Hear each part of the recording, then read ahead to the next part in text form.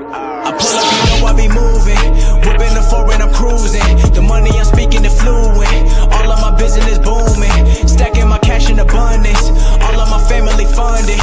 Finally got what I wanted. Life is amazing, I love it. Everyone know that I run it. Yeah, look at me now, I came up. I've been thinking back then when I almost gave up on the game cause I never got it my way.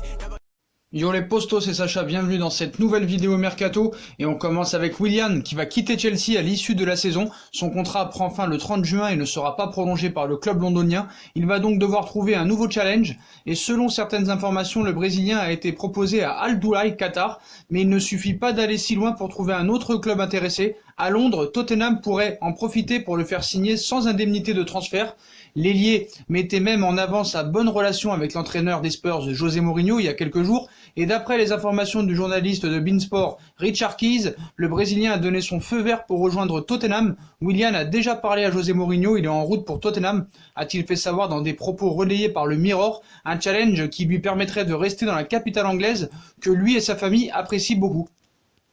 On passe au dossier David Alaba qui est un sacré problème pour le Bayern de Munich. Sous contrat jusqu'au 30 juin 2021 avec un salaire de 830 000 € par mois, l'Autrichien avait décidé de jouer la montre concernant une éventuelle prolongation de contrat. En effet, le joueur attendait, semble-t-il, des approches du FC Barcelone ou du Real Madrid afin d'avoir toutes les cartes en main pour décider de son futur. À 27 ans, un temps évoqué un échange avec Manchester City concernant Leroy Sané ne se fera probablement pas. Toutefois, il attise quand même les convoitises. Selon les informations du média allemand Sport One, l'Inter Milan en aurait fait sa cible prioritaire. Antonio Conte, l'entraîneur italien du club lombard, en serait d'ailleurs un fan. Toutefois, le club bavarois ne désespère pas de le faire signer un nouveau bail de 3 ans. L'histoire continue peut-être.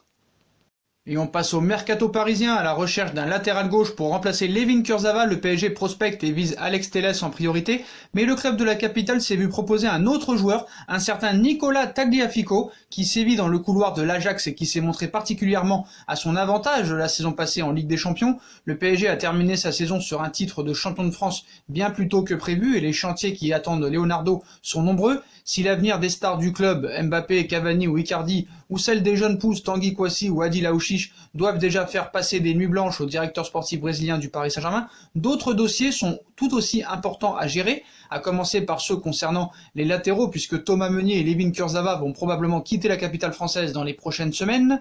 Leonardo fait ainsi jouer ses réseaux et entend bien trouver les renforts idoines, aussi bien à droite qu'à gauche de la défense. Si à droite c'est un joueur titulaire en puissance qui est visé, à gauche c'est un autre profil qui est souhaité, un joueur à la marge de progression importante et capable de concurrencer efficacement l'indéboulonnable Juan Bernat. Si l'hiver dernier, Paris a tenté de recruter le joueur de la Juve Mattia De Sciglio, aujourd'hui la donne est différente et la priorité se nomme Alex Telles. Le joueur du FC Porto est très apprécié par l'homme fort du recrutement du PSG qui semble vraiment prêt à tout pour le recruter. L'option Nicolas Tagliafico, pas prioritaire pour le PSG pour l'instant, néanmoins rien n'est fait et de nombreux agents continuent de prendre la température auprès de Leonardo. C'est le cas de l'agent de Nicolas Tagliafico. Selon certaines informations, l'international argentin 25 sélections de l'Ajax d'Amsterdam, qui s'était notamment révélé la saison dernière en Ligue des Champions lors de l'épopée du club néerlandais, a été proposé au PSG par le biais de son agent. Ce dernier révélait il y a quelques mois dans les colonnes d'un média argentin le besoin pour son protégé d'aller voir ailleurs pour continuer sa progression malgré une belle proposition de l'Ajax, lui qui se trouve en fin de contrat en juin 2022. Son agent cite « L'Ajax a fait une offre économique correspondante à ce que les clubs peuvent lui offrir, mais nous n'avons pas accepté, car c'est le moment idéal pour faire un bond en avant. On va voir ce qu'il se passe sur le marché. » Pour le moment, le champion de France en titre n'a pas donné suite à cette proposition, voulant toujours se concentrer sur Alex Telles. Nicolas Tagliafico, 27 ans, qui est également annoncé régulièrement du côté du Barça et du Real Madrid, va donc devoir patienter pour connaître de quoi son futur sera fait.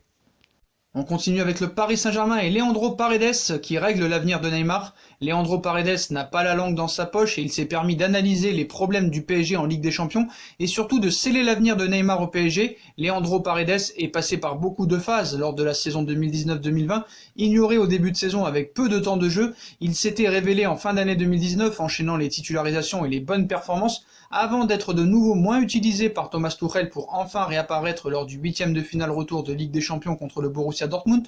L'Argentin, âgé de 25 ans, semble malgré tout avoir trouvé la bonne carburation au PSG, où son caractère sur le rectangle vert amène beaucoup à son équipe, et il faut croire qu'il pourrait avoir un impact même en cette période de confinement. En effet, il s'est montré très affirmatif à l'heure d'évoquer l'avenir de Neymar au Paris Saint-Germain, en répondant à des journalistes argentins de Fox Sports. Neymar va rester, a-t-il lancé. Paredes s'est révélé être proche de Neymar au cours de la saison, devenant quasiment un garde du corps sur le terrain. Oui, on parle beaucoup, il m'appelle tout le temps, a confirmé le milieu de terrain argentin. Paredes sait ce qu'il manque au PSG en Ligue des Champions. Outre le cas Neymar, il a dit tout le bien qu'il pensait de ses coéquipiers, où il cite « Au PSG, je joue avec tous les meilleurs. Verratti est le meilleur milieu, c'est impossible de lui prendre le ballon, il va toujours s'en sortir. » A-t-il par exemple glissé, relayé par Culture PSG? L'effectif est incroyable, je profite chaque jour. Aux entraînements, le niveau est très élevé. Enfin, Paredes a expliqué quel était selon lui le problème du PSG en Ligue des Champions avec les éliminations à répétition et les revers humiliants, où il cite « Nous sommes en train de changer la mentalité du club.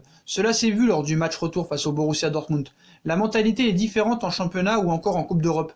En Ligue des Champions, tu ne peux pas te relâcher une seule seconde, alors que le niveau de la Ligue 1 peut te le permettre. La qualité supérieure de nos joueurs fait qu'une individualité pourra toujours te faire gagner. Si on change de mentalité en Ligue des Champions avec les mêmes joueurs, la même équipe, cet engagement et cette rage de vaincre nous feront gagner. Réponse peut-être en août.